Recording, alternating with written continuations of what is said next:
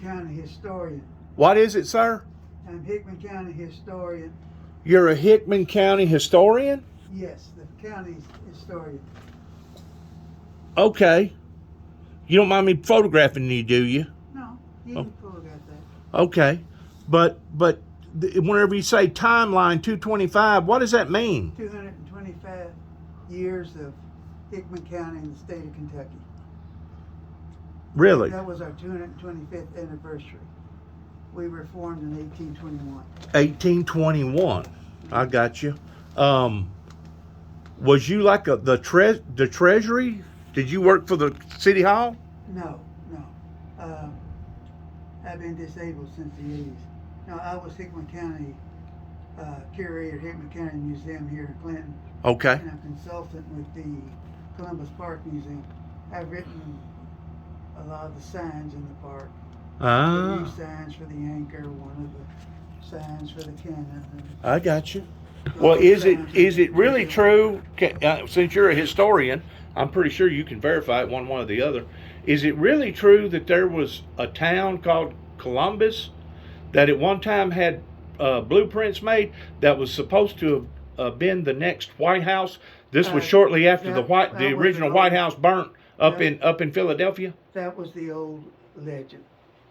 It wasn't true. There was no history to it. But when they established, land speculators in the 1820s tried to sell land by giving out that story. And so they was using that. They was using that as a prop to be able to get people interested in coming down and becoming a citizen. Real estate scam. A real estate scam. I'll be darned. Yes. Well, they claim that they got blueprints that was already written up on the thing. It never happened. This has been investigated by several history professors. Really? Who did research in the archives in Washington, D.C. Okay. He wrote a whole book about it. Now there was a battle over there, and the Trail of Tears did come down over in that area where they crossed over the Mississippi, right in that area, correct? It was the Battle of Belmont, just across the river in Missouri. Battle of Belmont. 1861. 1861. Who was leading the charge on the Confederate side? It was General Pilla. Okay. Later, General Polk came over. Okay. And it was General Grant on the Union side. It was his first Civil War battle. It was. Mm-hmm. If you go to the park, go to the museum, it tells the whole story. Really? Yes. And I wrote a lot of the signs in the museum also. I see. And this county is called again? Hickman. Hickman. Hickman County. Okay. You know where the town of Hickman is? Of course. Is the town of Hickman in this county? No. Hickman, well, how in the world did Hickman get its name if it's not from this area? Hickman was the entire Jackson Purchase in 1821. What does that mean? Jackson Purchase, everything west of the Tennessee River. You talking about Andrew Jackson? Whenever he purchased the Louisiana, when he purchased all of this area from Paducah to Memphis. In the Kentucky portion, we call the Jackson Purchase. Oh, okay. That's the custom. And it was divided up into other counties. It was. But the city of Hickman used to be Mills Point. But they changed it to Hickman. But it was still in Hickman County. So it was originally called Hills Point. 1843. Okay. A man named Mills had a place there. Okay. That's the point where you stop where Mills was. Sure. You know, the Mississippi River almost washed that town away, didn't it? The Columbus is under the river now. You got to be kidding me. That's why in 1927, after the terrible flood that year, the Red Cross had to move it up on top of the hill. Well, I'm talking about Hickman, Kentucky right now. Within about 20 years ago, I think the Corps of Engineers had to go in and build up that whole bank because they was fixing to lose part of the town. But they're a lot better than Old Columbus because Old Columbus is actually under the river. How can that be? River changes by several miles, zigzags and before. How can that be? great 1917-18 winter ash gorge changed the currents because it drug out a new channel. Okay. And that started eating away at old Columbus. I see. And every year, 20, 30, 50, 100 feet would go in the river. Ah. And it just kept on and kept on until it finally They just had to move the whole town. Just had to move the whole town. Because there was nothing left. You can compare the map of the town in 1862 with it today, and you'll see it's just a couple of the back streets. Right. Are where those barges stop now. Do you think there's any remains down in there pertaining to old buildings or whatever? They deliberately tore everything down. They did. They did not want people going back down there. They didn't want a bunch of scavengers down there. They moved 120-something buildings and churches up on the hill. My God. And demolished everything else. Boy, I bet you that took a while, didn't it? Plus, that cost a pretty penny. They did it within a year and a half. And what year did they do that? 1927 to 28. 1927, 1928. Man. Was there any truth pertaining to the earthquake that hit? I guess New Madrid was the main spot. But was there any truth to the fact that the Mississippi River? Of course, probably didn't nobody know it right here in this area because you're actually upriver. But was there any truth that the Mississippi River actually run backwards for like a day or two? In some areas, it did, simply because the ground rose up and it was lower behind it. I see. Upstream, but it soon evened itself out, and the normal flow resumed. Well, do they think that New Madrid fault one day will give way again? Yes. How deep is that New Madrid fault? Because I believe that you probably know. It's where all of the continents above the sea and under the sea too are divided up into plates. Right. And they grind up against each other. Okay. That's an earthquake. And that's where the earthquake fault. When that pressure, and it pressure builds up, that's what does all the shaking. Just like California is famous for its earthquakes, we're just as bad as California. Are you familiar with the Ring of Fire? Oh yes. Where all the volcanoes and where they have more frequent earthquakes than just about any other place on the world? Exactly. That Ring of Fire outlines one of the plates. It does. Because as they come together, one is forced under to go down to Earth to be melted. So the other one is forced up. All right, stop there for a second. You're saying it goes down to be melted. One side of the plate, when it meets the other, one will force the other one down. All the rock gets melted because it's pure liquid rock in the center of the Earth. All right, you're talking about the center of the Earth. But on the other side of the plate, because it's widened up, it comes melted, comes back up. I got you. And forms new land. It's like a circulation. I got you. But you're talking about the center of the Earth. What's 1,500 miles down in the center of the Earth? You only have to go a few hundred miles to hit the liquids rock. You don't have to go but a few hundred miles, and you're talking about what, 500 miles? 500 miles, maybe. Something like that. Depends where you are. Right. But volcanoes is where the cracks in the earth have come up from the center and can come out. That's what your volcanoes are. Right.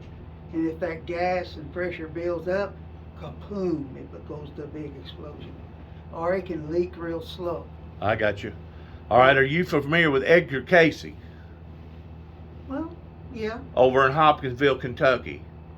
He claimed, he died in 1941, he claimed that he had some sort of a vision. He was called the sleeping prophet, if you do any study on him.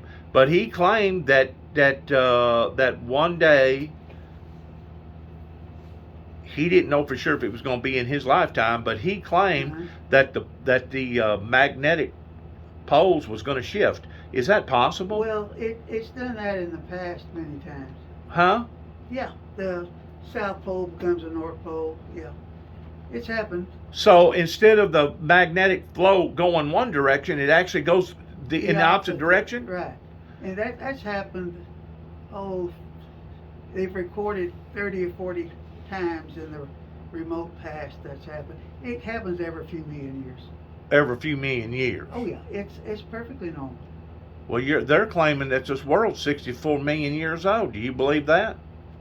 It's 64 million years old? no, it's much older. It's several billion, about 5-6 billion years old. Oh, is that what you're saying now? Well,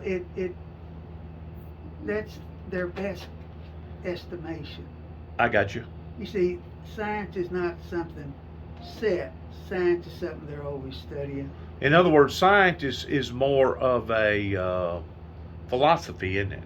Well, it's a method of discovering how things work. You can't say why things work, but it's learning.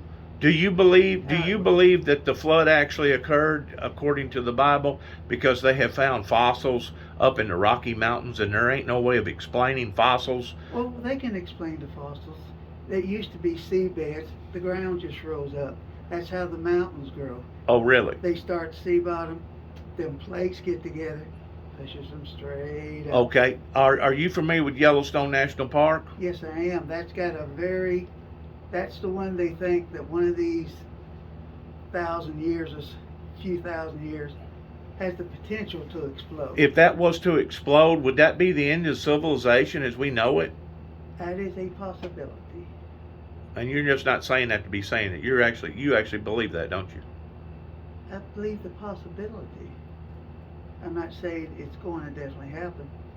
All these things are, science is not like the Bible.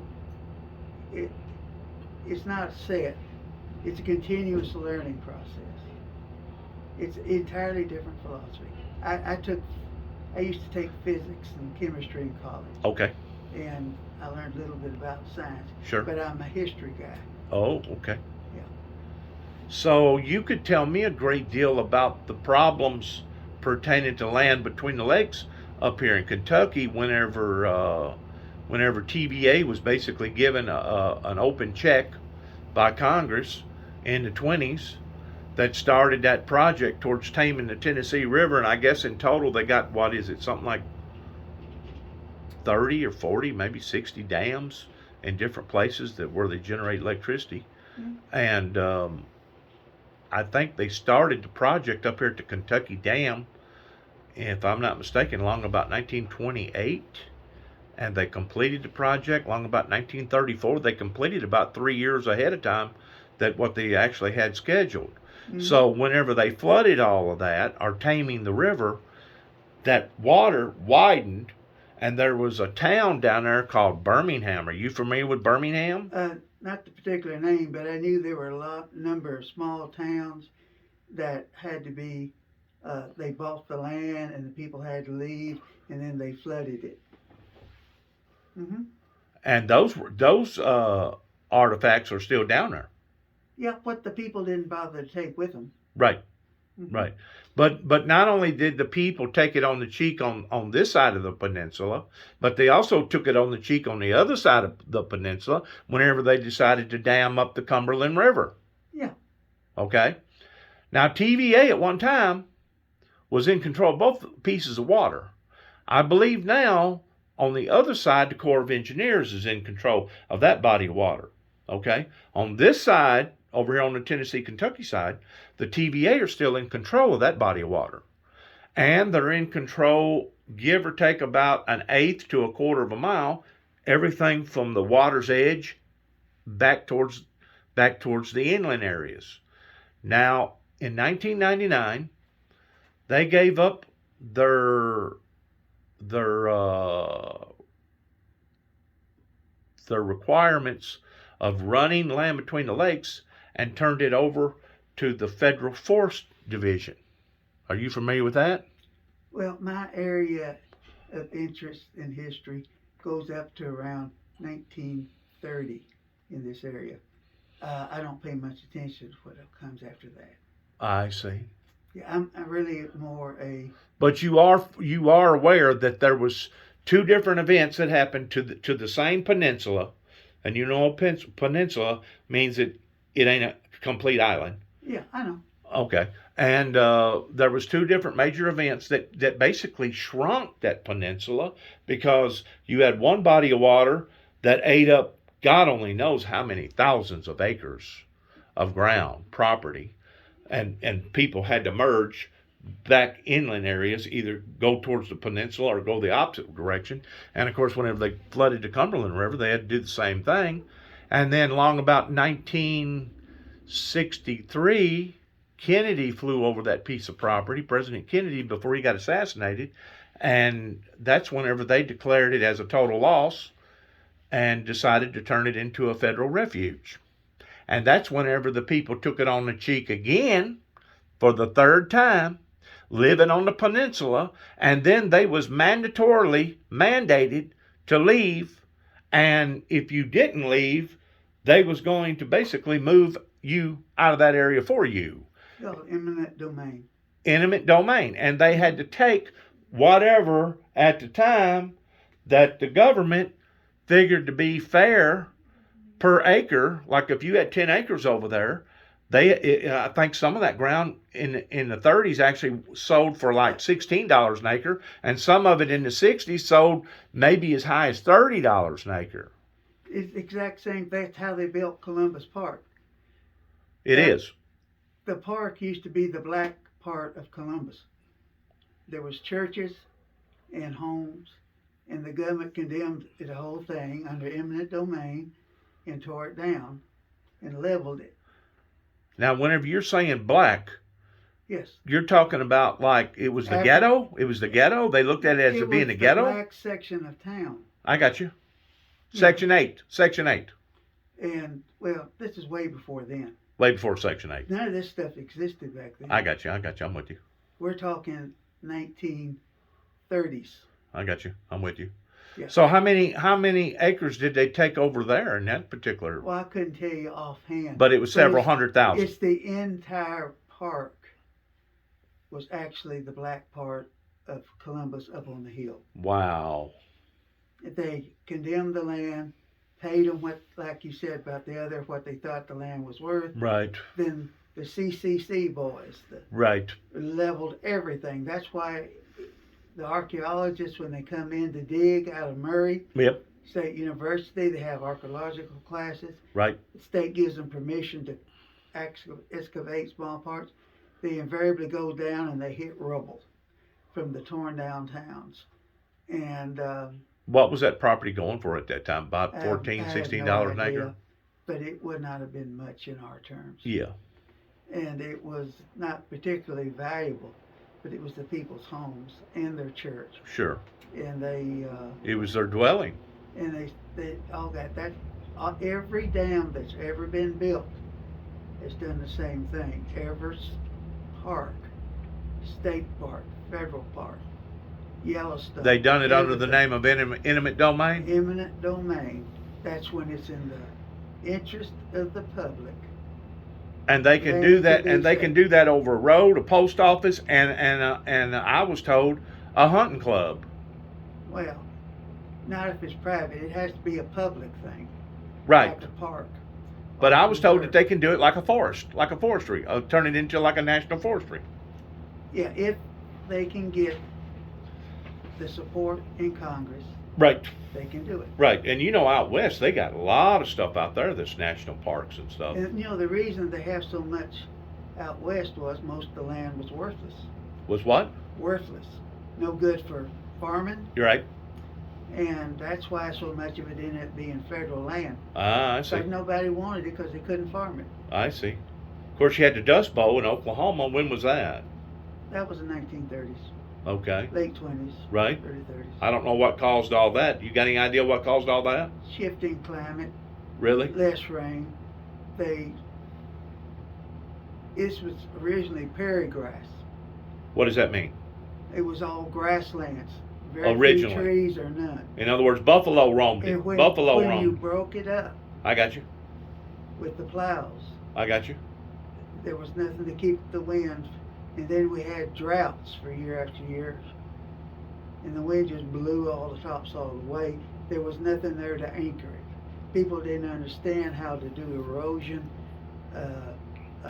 It also got down in parts of Texas, didn't it? On the west side of Texas, it got very dry, didn't it? Yes. Climate does change, and it has been recorded changing over and over and over again. Do you believe what we're going through right now is on account of mankind towards building all the automobiles and putting all the smokestack industries, all the carbon dioxide up into the world? Yes. What we're doing, we're making go faster, but with a natural change. We're putting the accelerator pedal to the metal. Okay. That's the difference. Otherwise, it might be several more centuries before it got like that. I see. We just, Well, see, they used to say, like Katrina, they used to characterize a big storm like Katrina, well, that was a 100-year storm, or a 500-year flood, or this was that. They had a way of marking it. In the old days, but now they're coming more and more often. They're coming more and more frequent, and now they're, who would have thought that a tornado would have got on the ground December the 10th over in Arkansas and went all the way, where did it wind up at? Way up here. We went right through this county. I know, but it wound up going somewhere else, didn't it? Going up towards Dawson Springs and on up towards Indiana, didn't it? Yeah. Real close to Indiana, didn't it? Yeah.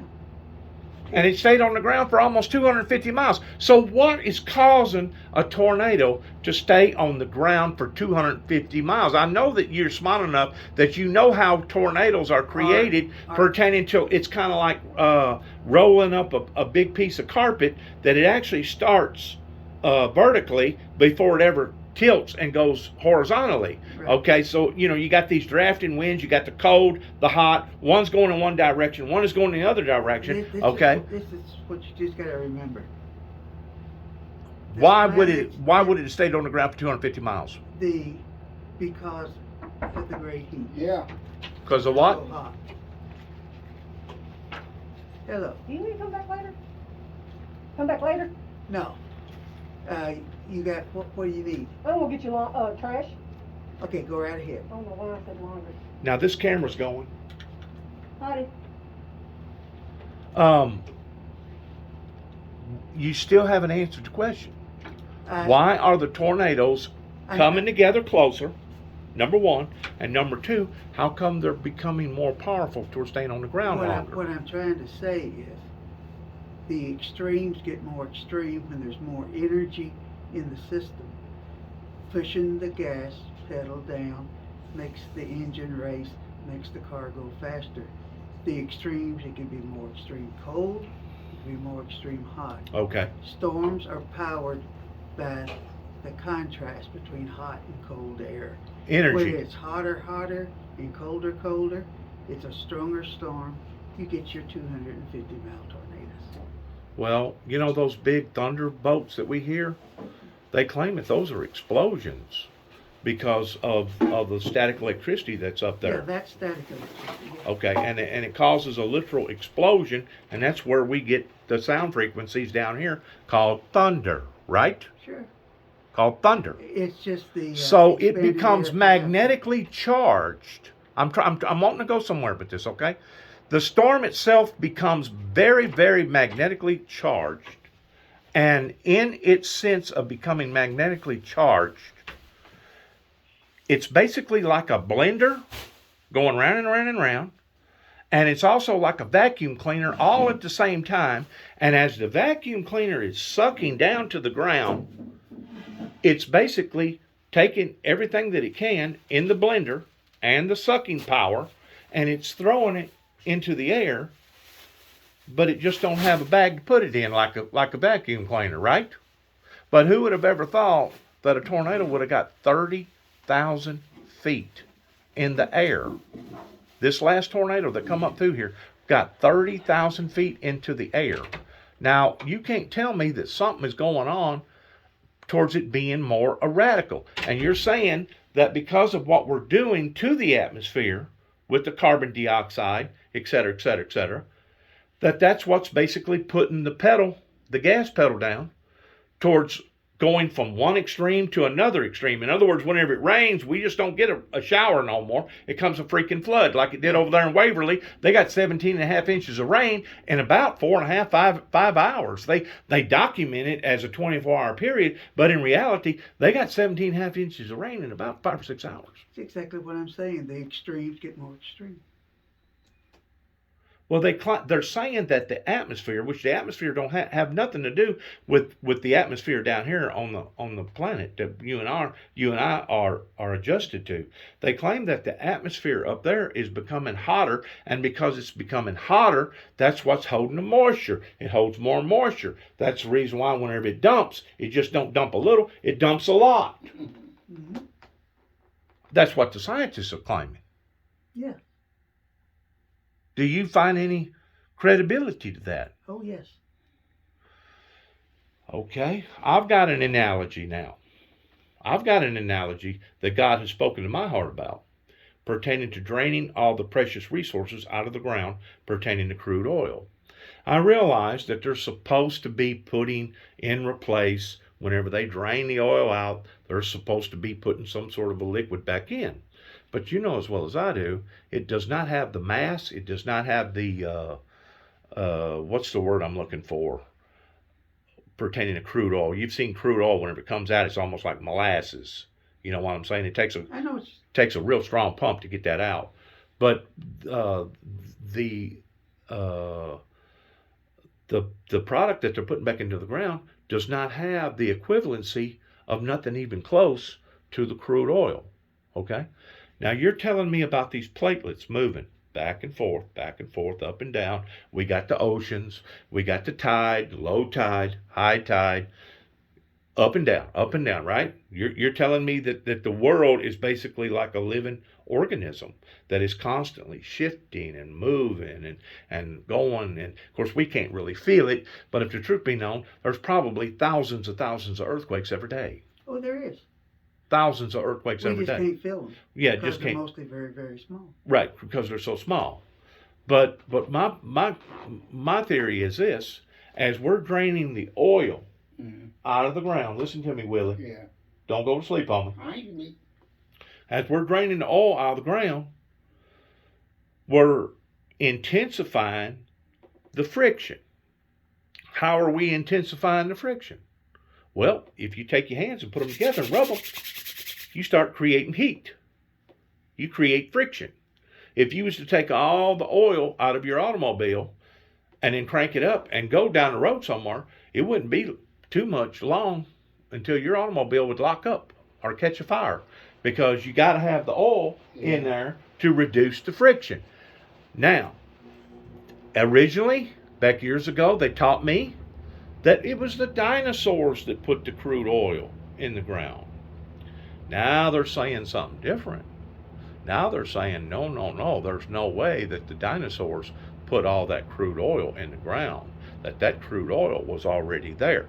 Okay, if that's been verified, in which it has, that means God basically, in his creation, put that oil there. Not necessarily so you and I could drive down the road with our fancy $100 sunglasses on, looking cool on Sunday afternoon, but he put that oil there to relieve the friction, and he also put that oil there for a heat shield to prevent the core of the earth, where all the magma is. That oil was put there for a heat shield to keep that heat from escaping out from the center out to the outside. They have found places, I'm not kidding with you, they have found places in the abyss, down in like 4 or 5 miles in the ocean, like 1,800 degrees Celsius. I mean, it's just it's unbelievable how hot it is, and to think that we're not damaging this planet by draining all the precious resources out of it every day. Because if you really get to looking at it, of how many billions of containers of oil that we drain out of this earth every year, and if you'll multiply that all over the world, and then if you'll multiply that times how many years we've been doing that, I guarantee you we could have probably done filled up the Grand Canyon several times to the very, very top of the Grand Canyon. So you can't tell me. I mean, I realize this Earth is a big Earth. It's a huge Earth. You know what I'm saying? Yeah. I mean, just the United States alone is what, 2,500 miles from coast to coast, and Russia's supposed to be like 3 times or 4 times bigger than we are. I think Russia goes through 7 or 8 different time zones. So it's a big planet, right?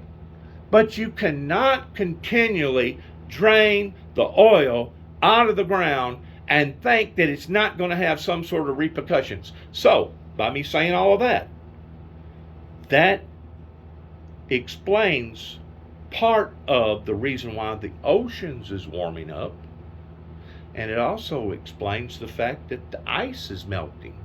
We're seeing ice melt right now that scientists never would have dreamed of. It's just going to be a matter of time before the white bear and the penguins, they ain't going to have nowhere to live. And whenever I say a matter of time, I'm talking something fairly relative within the next couple generations. We're going to see flooding around these coastal areas, and we're going to see and experience so much super intense storms like we never believed. And instead of the storms being every 100 years like Katrina, or every 20 years like Katrina, now they're coming every year, and they're coming 3 or 4 times a year, and they're hitting again and again and again, and they're becoming more frequent, and they're becoming more powerful pertaining to the tornado that stayed on the ground for 250 miles. All right, now if you get to looking at this is another thing that I looked at pertaining to Edgar Cayce. He knew that the gravitational pull upon the planet was very, very real. I don't think he realized how real that it really was, because they didn't have proper equipment like they do today. But I truly believe that as we're draining the oil, that could very well be speeding up, getting hotter. You see what I'm saying? It's getting hotter. It's generating hotter. It's kind of like the same thing with speed. You know, you take a tornado, if it's only a Category 3, it's only going to be about 140 mile an hour. But if it's a Category 5, it's going to be somewhere around 200 mile an hour. Okay? Well, what's created that speed in that tornado? The differences of the heat and the differences of the cold as it pulls together, being rolled up in the sky, way in the clouds, like a piece of carpet, and then all of a sudden one end or the other falls down, or you just have multiple tornadoes, an outbreak of tornadoes like we did December the 10th, 2 weeks before Christmas. I believe that not only does the tornado generate a suction by lowering the what do you call it? The bonometer? Yeah, air pressure. Air pressure, bonometer. That it not only lowers it dramatically, but I believe that the tornado has become so intense with so much electricity, static electricity, that now it basically turns into a magnet. Well, guess what the Earth's made out of? It's made out of the various stuff that you make magnets out of. It's made out of the various stuff that you make metal out of. We've got iron ore, we got this, we got platinum, we got all these other items. So in a sense, now you got a double whammy going on. You got the suction that's keeping it down on the ground longer, and also the tornado is so full of energy pertaining to it becoming magnetical, to the point it's just like a magnet, sticking it down on the ground, and guess where it's going to stay? It's going to stay down on the ground, baby. It ain't going nowhere. This thing stayed down on the ground for almost 250 miles. Is it possible that we're going to see more radical events like this that will only intensify, instead of a tornado being on the ground for 60, 70, 80 miles, which is fairly common? But is it possible that we could start seeing tornadoes get on the ground and stay on the ground for maybe 300 miles? Or maybe even 500 miles from here to Chicago? I mean, who knows? But they are intensifying, ain't they? And they are coming together toward being more frequent. So that's my theory, and that's exactly what it is right now, because I can't prove it. That's my theory pertaining to what we're not only doing to the atmosphere above us towards destroying the greenhouse that protects us in case of a major solar flare, but that's what we're doing to ourselves down below our feet. And we're too naive or too whatever to admit that we're truly, truly damaging this planet called Earth. And if you know anything at all about the Bible says that in the last days, God will come back and He will destroy. He will destroy humanity because they was destroying the earth. Think about that. We was destroying the earth. In other words, we knew that we could have changed this. As a matter of fact, if you get looking at the history books, in which you're a history buff, they actually knew in 1896, because of the smokestack industry days that was popping up everywhere. This was way before Mr. Ford, or just about the time Mr. Ford created the automobile. They knew in the late 1800s, early 1900s, that what we was doing was going to be contradictory to the safety and the well-being of mankind upon this planet. But because there was too much money in it, everybody was going towards the brass ring. It's kind of like tobacco. You know, they knew tobacco was a very, very potent product that would about 90% of the time would cause some sort of cancer, repercussions with your health. In World War I, scientists and doctors knew this in World War I, but they kept it concealed. Why? Because of greed. All the greed, all the carpetbaggers that come from the north and come down to the south. They wasn't just worried about cotton. They was worried about that tobacco. They knew that that tobacco was bringing a lot of money. It was about greed. That's the reason why they put a cap on it. That's the reason why they swept it under the rug. And that's the reason why today we have so many rampant diseases such as cancer and everything else that if the truth be known, before COVID ever hit 2 years ago, we was already a perverted, sick nation. We was already a perverted, sick world of all the diseases and AIDS and tuberculosis and polio and bronchitis problems with people breathing, etc. Would you like to add anything to what I'm saying? No. Do you agree with anything what I'm saying? I agree that things are changing. And it's like you said, it's almost like mashing on the gas. It's changing drastically, isn't it? Yes. So how can we wake people up? Because we still got climate deniers out there that don't think that this is real. How can we wake them up?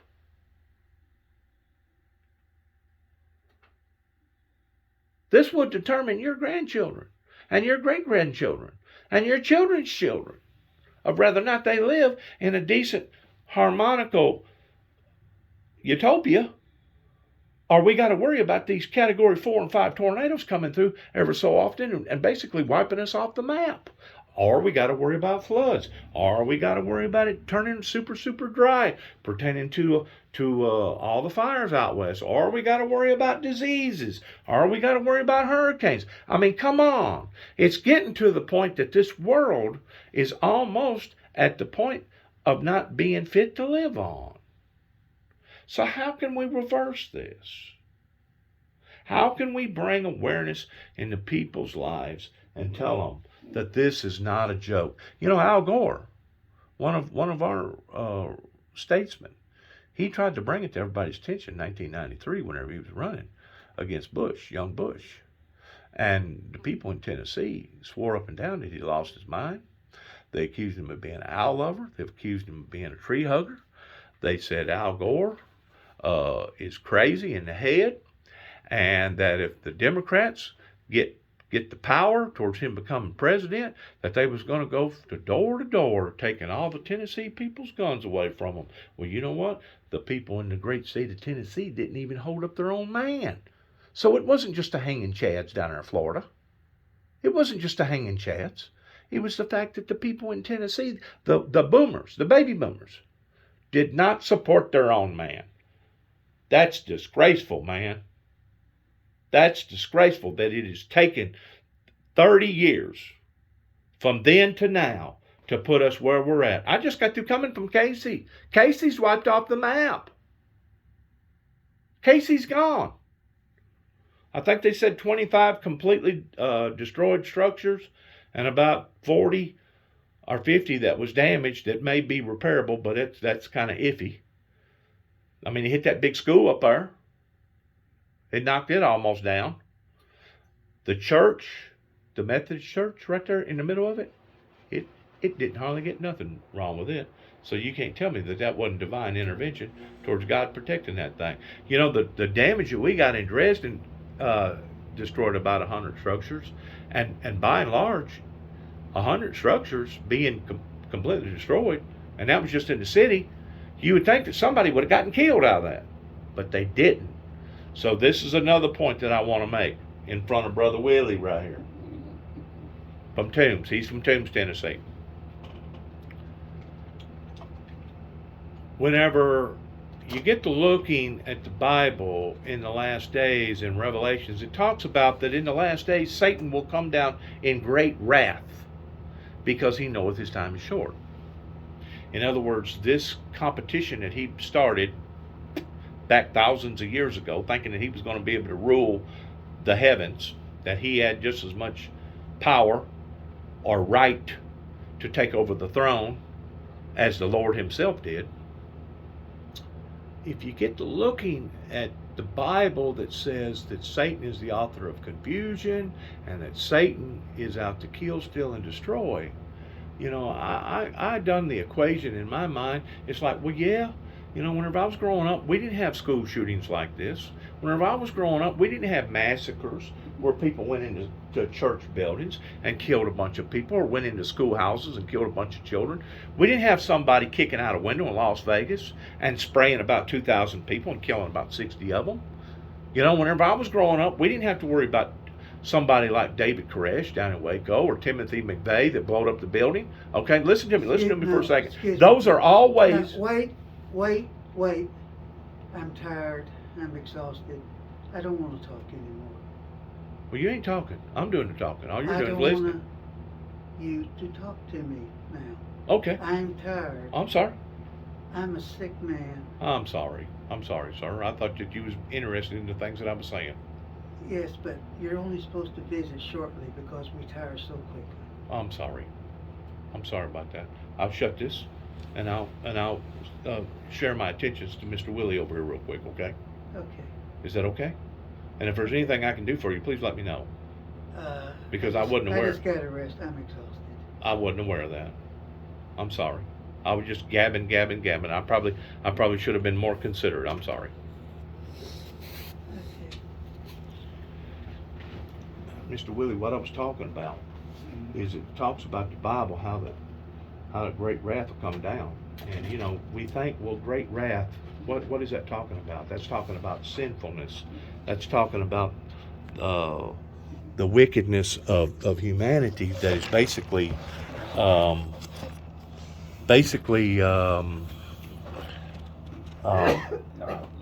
don't want to basically defiling not only themselves but defiling the kingdom of God, right? Yeah. Well,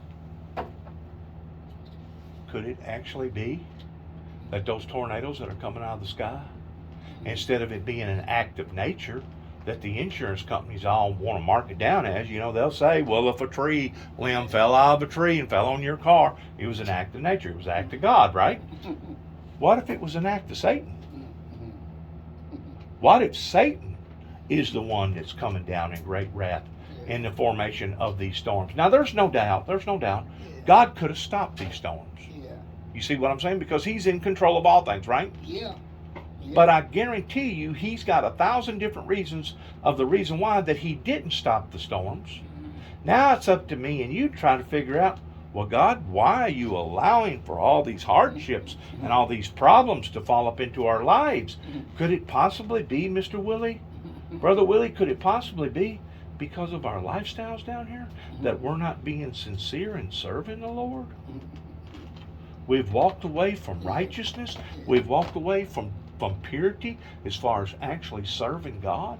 Could it be? Because, I mean, back whenever I was growing up, they didn't have all this stuff going on, did they?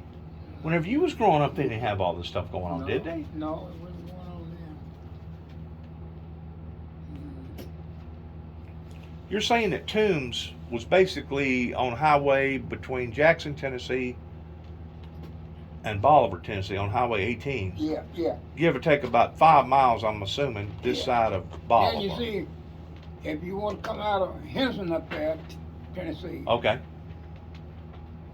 all you got to do is take that road 100 across there, and take it right on in Memphis. You know that yourself, though. Oh, yeah. And you hitting, well, you hitting some of the tunes right there then. Okay. When you want straight on cross. Now, there's a bottom down in there. What's the name of that bottom down in there? I forget the name of that bottle. I forget the name of that bottle. Oh, Wichita? No. It's got an Indian name, don't it? I think, I ain't too sure. But anyways, getting back to your family, Yeah. didn't you have a large family? Yeah, I did. How many brothers and sisters did you have? Well, it was In total? 12 of us and all. In total, 12 Yeah, of you. Yeah, but now ain't 3 living. That's me, and I got a brother up in St. Louis, Jimmy, Okay. and I got a sister live down here in Clinton. So you got a sister here in Clinton. Mm-hmm. Are you one of the youngest ones? Are you one of the 3 youngest ones? I'm the oldest one. You're the oldest one. Mm-hmm. And you're 98 years old and you're still living. Yeah. And you have put eight members of your family away, Yeah. put them in the ground, other than your mother and father and your grandmother and grandfather. Yeah. What's the oldest person that's ever lived in your family that you Well, know of? That you mother. know of? My mother. Your mother. Mm-hmm. How old was she whenever she passed? She's about 102 or 3, I think, a little better. Did she still have a good mind before she died? Yeah, she was. Really? Did. She still recognized people and everything? Yes, she did. See, Good. when she died, she was right here in this place here. She was. Mm-hmm. I see. Yeah. What did she do for a living? Like we did, farm and all. Over in the Tombs area, but whenever Yeah. y'all moved over here, Well, she cleaned houses and Okay. and all, you know, everything and all. okay, she didn't work in a factory or nothing, No, or a restaurant. no. I see.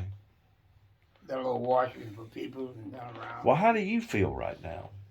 I feel pretty good, but like everything, everybody else always right, I'm always wrong, so.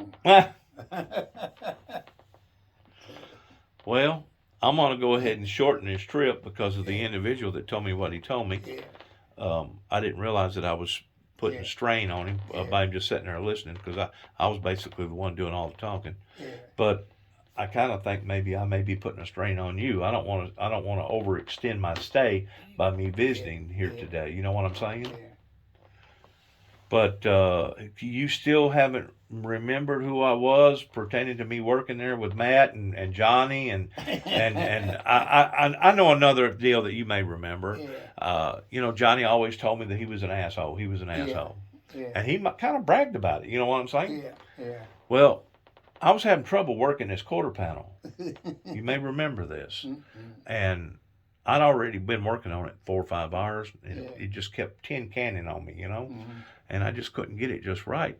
And finally, I thought I had it good enough that it was going to be acceptable. So I hollered at Johnny. I said, "Johnny, come over here. Feel this corner panel. Tell me what you think." He come over there and he felt of it. He looked at me and never said a word. He walked over there to that big toolbox of his and got one of the biggest rubber hammers that he had.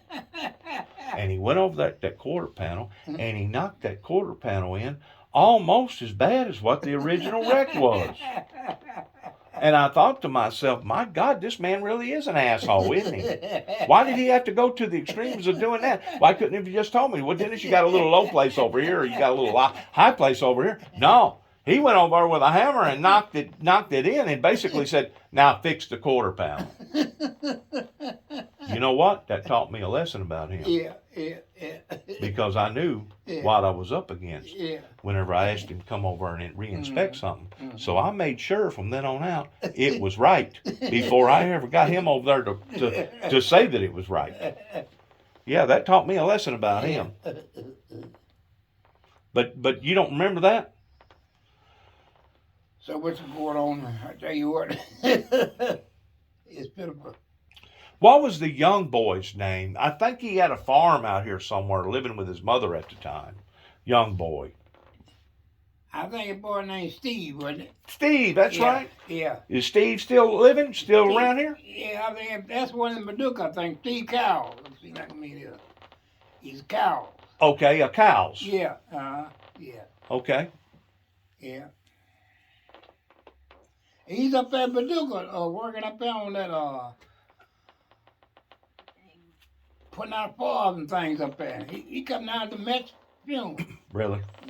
Him and his friends and all of them come down, about 4 or 5, and 4 trucks come down. When did? Yeah. Really? They made a like a parade or something, Yeah, huh? yeah, they did. I ain't Really? kidding you. Yeah, Really? All in yeah. honor of Matt? That's right. Really? Like he was what do you call it? An Oh, official. Like he was an official. Yeah. Well, he was up there, you know. Yeah, he was. Yeah. I mean, he taught school and everything. Yeah. I hated that he wound up throwing his life away there towards the end. Yeah. What was eating at him? Do you know, Willie? What was eating at him? I don't know. Boy, see, he worked over there for a while when they did all that blacktop around here, you know. Right. He worked for You blacktop. think maybe he had a disease or something? Think he may have I don't found out know. that he had cancer or something? I don't know, but he. You know, some people, Yeah. whenever they find out that they're fixing to check out, they don't say a word to nobody, No, and they'll use yeah. alcohol or drugs Yeah. or suicide, basically. He started drinking a whole lot, but Matt used to drink a whole lot, but he got started. He's a fine boy to work for, but he got well. If Joe was out, he want people to think he had all the money. He buy all the buying and everything. He was bleaching the paper, and that's, he's that type of guy. You're talking about like if you went to a restaurant, he Yeah. paid for everybody's Yeah, meals and yeah, stuff. Yeah. Well, what year how long's he been since he's died? Do you remember? About 5 or 6 years ago? Oh yeah, a little long. You remember whenever that ice storm hit? Yeah. That ice storm hit in 2009. Was Matt still living whenever the ice storm hit? Or do you remember? If you don't remember, that's fine. I don't remember exactly. I ain't gonna say. I know you remember the ice storm. Yeah. Because it shut everybody. Everybody was without electricity around here Yeah. for weeks. Yeah. You ain't joking. Governor declared it a state of emergency. Matter of fact, I wound up going over to Mayfield and staying over at Mayfield for a while working with them. You did. But I had some problems over at Livingston County. Yeah. You know anybody over in Livingston County? No. Over there at Grand Rivers? Mm-mm. You don't know nobody over there by Benton and Grand Rivers? No. I don't know. No, I don't know. How about over towards Trigg County? Trigg County is Cadiz, Kentucky. No, I don't know about that either. I didn't go to Katy now. Never went to Cadiz. Didn't go to Hoptown? I might have went through there, but that's about all. Hoptown's really growth. Yeah. Hoptown's really taking a big growth Yeah. off of Fort Campbell. Yeah. Fort Campbell's right there beside Hoptown. Yeah. So there's 3 of you still living. What's the odds of you going to outlive all of them? I don't know. You've done already outlive 8 of them, Yeah. or 9 of them. What's the odds of you was the first one born, and what's the odds of you being the last one to go? I don't know. It may happen. Yeah. You don't know. I mean, I don't God think- still got you here for a reason, The right? only thing I can say is thank God. Except the way things are. That's right. That's right. I know you had a good set of beetles at one time. Went Yeah. to love go rabbit hunting, didn't you, Willie? Yeah, sure did. Yeah.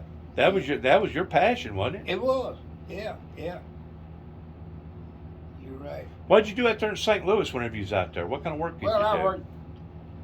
I worked at a packing house there. Swift. Okay. Work for Swifty? and Hunter. Work for Swift? Yeah. Okay. Then I got a job down there at American Zinc place up there. Ah. I worked there for a little while. You know, St. Louis has turned into a city now. Oh, It's yeah. Oh, it's yeah. it's a big place, kind of like Oh yeah. Memphis, Yeah, or yeah. I mean, it's big. Yeah. They got a lot of crime in these bigger cities. Yeah. A lot of crime. You ain't joking. I'm surprised that y'all don't have the TV on. Y'all don't watch TV a lot, or you just rather not watch TV? I see he's got a computer over there. Yeah, he stays with the computer a lot, doesn't he? Yeah. The reason I don't pay attention to much, last time when he got his on over there, so well, I just leave mine off, you know. Well, he's got those earmuffs over Yeah. his ears, so I'm pretty sure if you had the TV on, he probably couldn't hear us. He Well, probably can't hear us right now talking. Well, He's got those earmuffs on. yeah, but I don't know. See, he has so much stuff on. See, he has a lot of stuff going on. Ah, See, okay. he's in all this stuff, you know.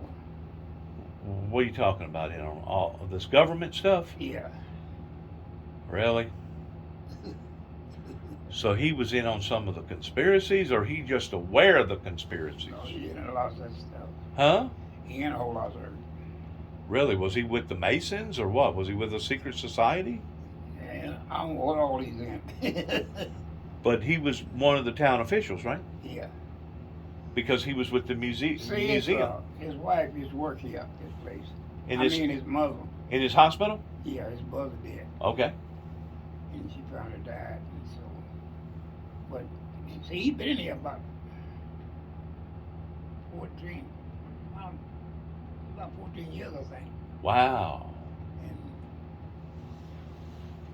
of course, everybody always right, but everybody else, you know, wrong. You know. I understand. Yeah. Well, buddy, it's good seeing you. Same to you, partner. I do mean it. And I'm so sorry that you don't remember me. I think deep down inside, I think you got a good feeling about me. I think you do remember me. I'm kind of thinking a little bit now. I'm the guy from Tennessee that had the accident, Yeah. and I'm the guy from Tennessee that left, and the feds got me, Secret Service got me, Yeah. and I stayed gone for about 6 months, Yeah. and then I come back, and Matt and Johnny let me hook back up and went back to work just like nothing never happened. Just like nothing never happened. Yeah. And what's the odds of an employer doing that after 6 months? Huh? What's the odds of that happening? I ain't just saying, of course. They was good people in a lot of ways. Yeah, They really was. yeah. Whenever it come to working Yeah. with the public, That's if they right. told you that they Yeah. was going to do something, Yeah. ordinarily, even Johnny, Yeah. if he told you he was going to do something, he would do it. That's right. Ain't no joke. Now, they may have had some personal Yeah, handicaps yeah, like yeah. everybody else does. Yeah. We all have faults. Oh, yeah. Yeah. But, you know, whenever I went down to Columbia, I got to looking around down there in some of them cemeteries. The name Walker is a big name in this area. Did you know that? Yeah. I mean, you can go down there in some of them cemeteries down there and you can see oodles and gobs of walkers. Yeah. I don't know if it was the same set of dogs or not, but yeah. I mean, they had a very established name in this Yeah, area. Yeah. Who was Johnny's dad? Did you ever know him? Well, not exactly. Did you know of him? I didn't know him what was real good no way though, his daddy. Well, you said that you worked with Johnny in the theater over here. Yeah. I guess y'all was cleaning the theater and making sure everybody was sitting. Well, that was he was taking care of Jackson and all, and see, he used to be back at him when it started. The color was upstairs, white was downstairs. no way. And You lived here in the segregation days, didn't you? Yeah. You sure did. yeah. And then In other words, whenever you went to school at Toombs over there, you had to get on the back of the bus while the whites went on the front of the bus, that's didn't you? right. In other words, Yeah. whenever you wanted a drink of water, you had to go to a different water fountain, didn't you, Mr. Willie? Yeah. Well, I That's tell you, so sad that you had to go through my all that. wife was she sold popcorn. Okay, over at the theater. Yeah. And of course, me and Johnny, we know one another before I started working there with him. About how old was you? Oh, I was about, I guess around about 21 or 22, somewhere along in there. So you bumped into Johnny at the young age. Yeah. So by me saying that, you're saying was Johnny's dad living at that time? I never did see him much. Never see him much. Was he a farmer? Yeah. Was he a businessman or what? I don't tell you the truth, I don't know what he was doing. I I see. never did see him do no work, but what he doing, I don't know, Well, you said his mother died Yeah. shortly before Johnny, I'm assuming, or after Johnny, Yeah, right? yeah. But see, But that was Johnny's mother, yeah, not Johnny's grandmother. No. That was Johnny's mother. yeah, Johnny's mother. Yeah, that was married Yeah, to Johnny. Yeah. So you didn't know the grandmother neither then, Mm-mm. back Well, in the I know the 20s. grandmother a little bit, but I didn't, like then. But now, I know the grandfather. Did you? I told you, Pope. I know them. Did you? Yeah.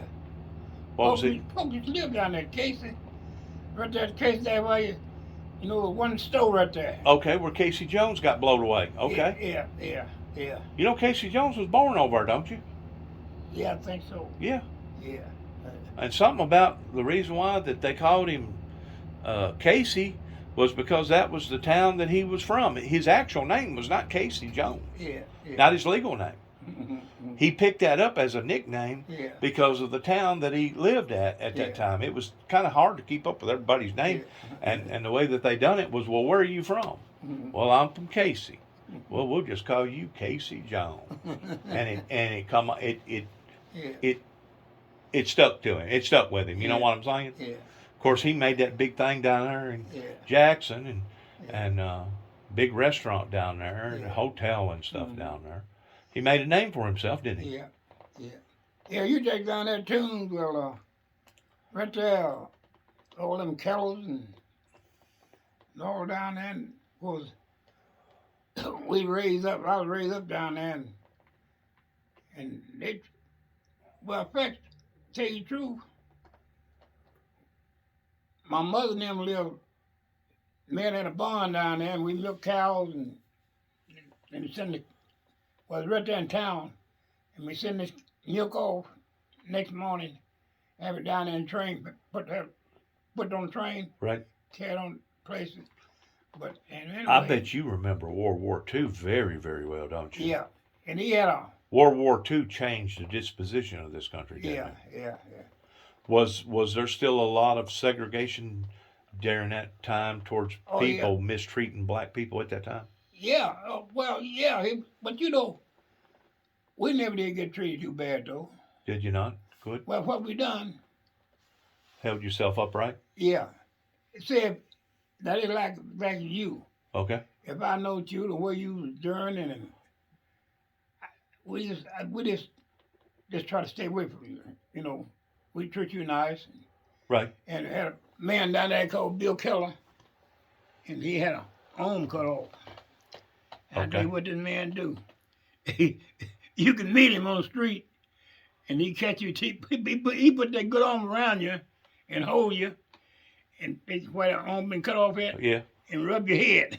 And when he turn you loose, you gone. But did y'all go to Jackson much whenever you was a kid growing up? Yeah, we go to Jackson's restaurant up there. We had people up there working up there. Did you really? Yeah, I ain't kidding you. Then we had a man down there, teacher, down there, and he had a sawmill and everything up there. You know out here where the sawmill was between here and Clinton. You used to have a sawmill out there. Yeah. Well, anyway, this man had some boys. Well, in fact, he had a big sawmill down there in Jackson. I see. So then these guys would come in down there, and that man, he was as good as he could be to you. But when time come to work, he said, boys. He expected for you to be Johnny on the spot, didn't he? Yeah. No questions asked. That's right. If you take that back road from Bolivar back over to Savannah, Yeah. there's a big park over there. Yeah. I don't forgot the name of the park. Mhm. There's a big lake over there and a park over there. Yeah. And I've always thought that would kind of be a cool place to live way back in there. Yeah. Well.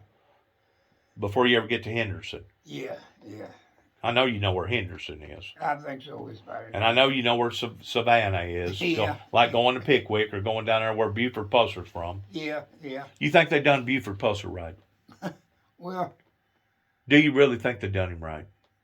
I'll tell you what. Some stuff was, some things down there was right, and some things was wrong. There was some really messed up people Yeah. on alcohol back then, wasn't it? Yeah, Making yeah, moonshine. It was yeah. making them crazy, wasn't it? Yeah, that's right. But look at today, with with them doing meth and all this other Yeah. drugs, it makes them Well, just as crazy, if not crazier, today. It do.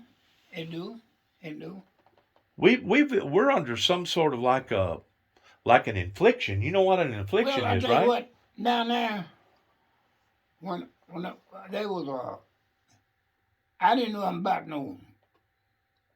But we was out hunting or something, run up on a place out there. Yeah. See that run up on the field or what, making that whiskey. Right. Moonshiners. Yeah. If you run up on a place like that, it could get you killed. Get away from it. It could get you killed, couldn't it? Yeah. And the man tell us that ain't yours, and get away from it. That's right. And go ahead and he can see you before you see him. Don't say nothing and don't hear nothing. That's Don't right. don't know nothing. Don't see nothing. That's right. And Wow. of course they were pretty nice.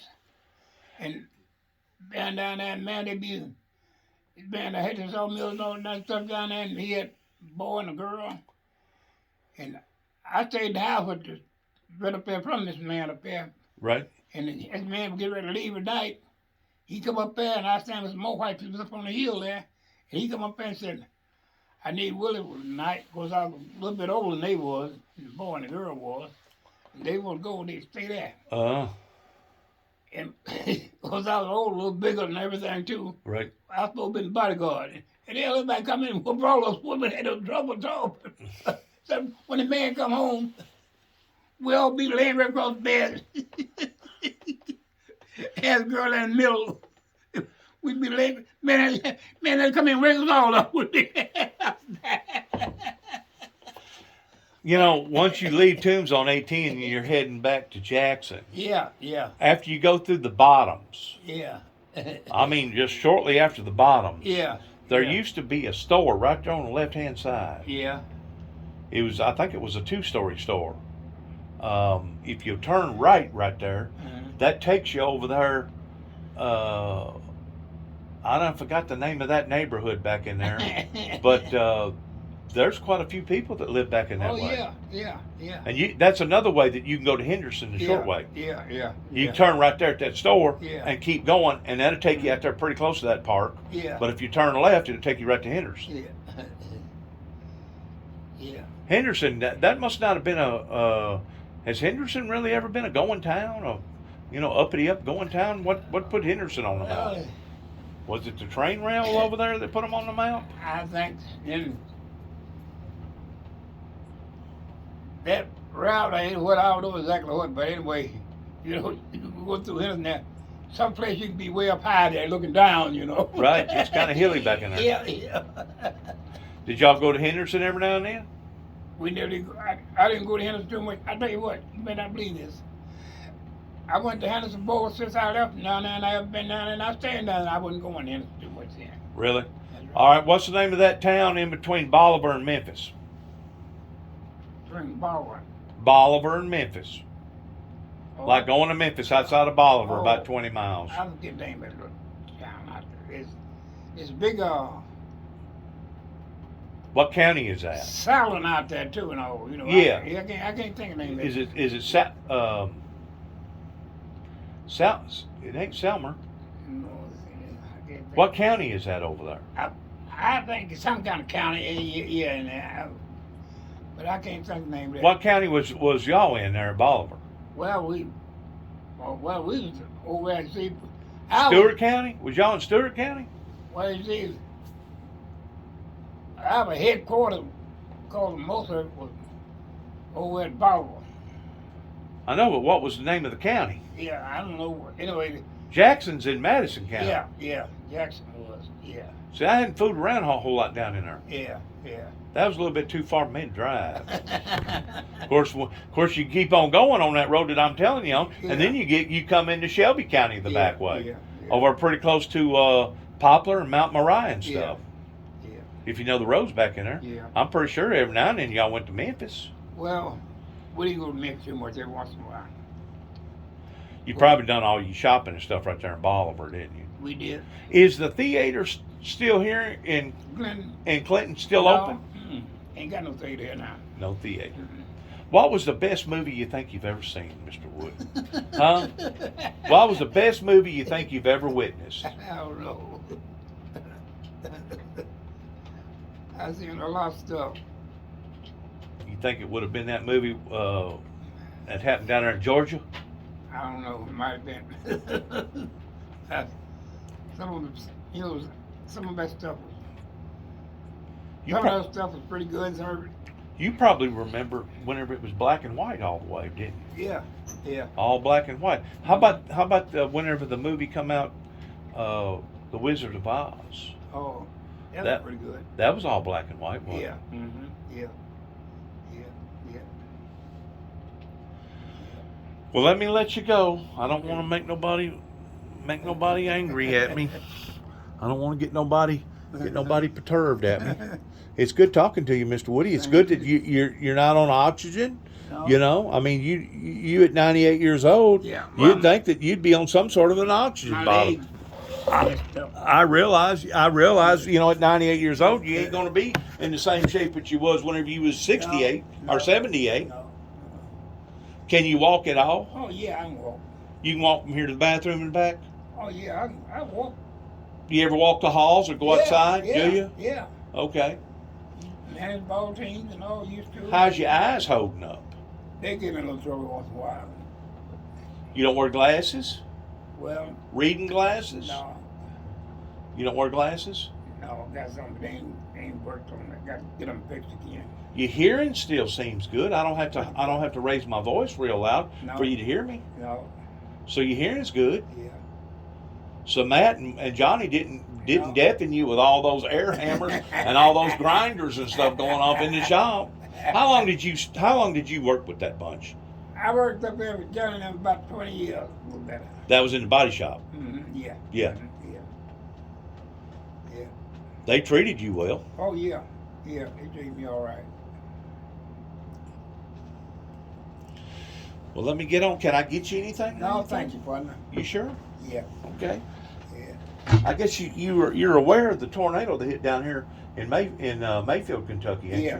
you? Yeah. Yeah. You know it just about disintegrated that town, don't you? Yeah. Yeah.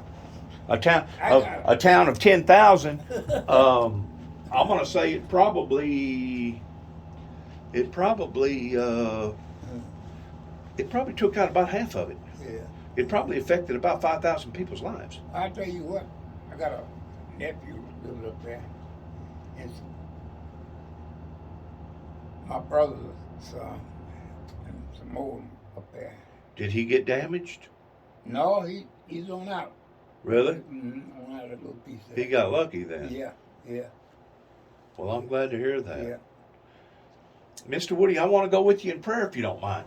It's Father God, I pray, Lord, that you just continue to be with my brother in the Lord, that you just guide him and direct him, give him the strength, and let him be happy in his latter years towards him living out his golden days here upon to the planet. And I just pray, God, that my brother got a blessing toward me coming and visiting with him today, and that you'll continue to bless him and his family. In the name of the Lord Jesus, we pray. And amen. amen. Yes, well. God bless you, Mr. Yes, sir. God bless you, Mr. Willie. Yes, sir. You take care of yourself. Okay. I ain't gonna say nothing to that guy over there Okay. because I don't want him make him no more Ain't this irritable. you want to do that? Yeah, I don't Yeah. want to make him no more Yeah. irritable than what he was. He gonna lay down the rest a while now. Sure, Yeah. he got kind of irritable with me, didn't he? Well, I didn't mean to make him irritable. no, he tell you the truth. He seemed like he was interested in what I was saying. Well, He was I listening didn't real know. That's when you come in. good. I thought you something about to come see him. Really? Yeah. No way. I swear Huh? I did. No way. Yeah. Well, let me get you a picture of you standing there Okay. because you're looking good, man. I mean, you really look good. For 98 years old, I'm gonna tell you what. If I lived as long as you have, Yeah. and I've seen as much as you've seen, you don't have no complaints whatsoever. If the good Lord takes you home tonight, you do not have no complaints at all, do you? Right. You've seen a lot of stuff. Oh yeah. Thanks for letting me visit with you, Woody.